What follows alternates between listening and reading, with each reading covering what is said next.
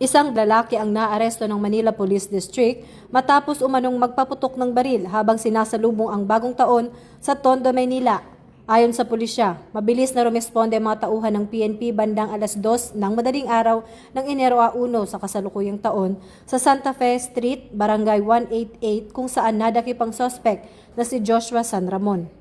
Binigyan din ng PNP na ang agarang pag-aresto ay bahagi ng pinaigting nilang patrol at pagpapatupad ng mga hakbang para matiyak ang kaligtasan ng publiko tuwing may selebrasyon.